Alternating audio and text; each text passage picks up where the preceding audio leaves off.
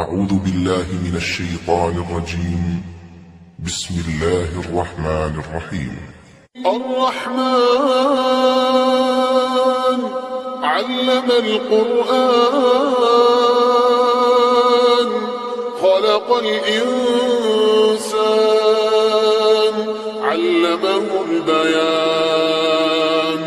الشمس والقمر بحسبان والنجم والشجر يسجدان والسماء رفعها ووضع الميزان ألا تطغوا في الميزان وأقيموا الوزن بالقسط ولا تخسروا الميزان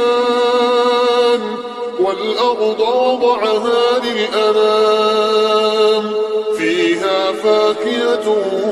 والنخل ذات الأكمام والحب ذو العصف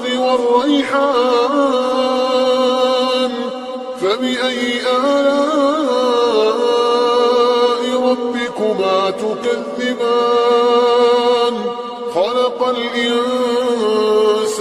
من صلصال كالفخار وخلق الجن من مارج من نار فبأي آلاء ربكما تكذبان رب المشرقين ورب المغربين فبأي آلاء ربكما تكذبان مرج البحرين يلتقيان بينهما برزخ لا يبغيان فبأي آلاء ربكما تكذبان يخرج منهما اللؤلؤ والمرجان فبأي آلاء ربكما تكذبان وله الجوار المنشآت في البحر كالأعلام فبأي آلاء ربكما تكذبان كل من عليها فان ويبقى وجه ربك ذو الجلال والإكرام فبأي آلاء ربكما تكذبان يسأله من في السماوات والأرض كل يوم هو في شأن فبأي آلاء ربكما تكذبان سنفرغ لكم أيها الثقلان فبأي آلاء ربكما تكذبان يا معشر الجن والإنس إن استطعتم أن تنفذوا من أقطار السماوات والأرض فانفذوا لا تنفذون إلا بسلطان فبأي آلاء ربكما تكذبان يرسل عليكما شواظ من نار ونحاس فلا تنتصران فبأي آلاء ربكما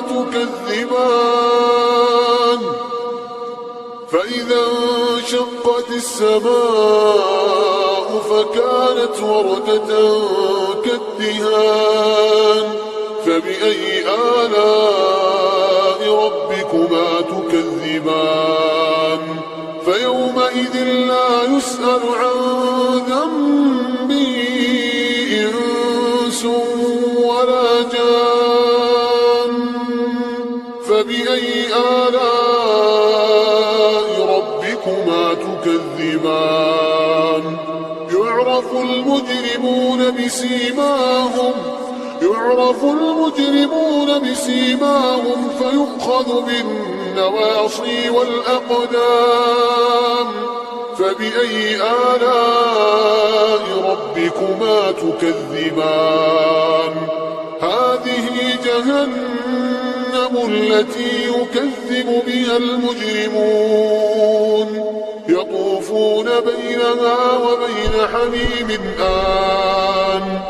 فبأي آلاء ربكما تكذبان ولمن خاف مقام ربه جنتان فبأي آلاء ربكما تكذبان ذواتا أفنان فبأي آلاء ربكما تكذبان فيهما عينان تجريان فبأي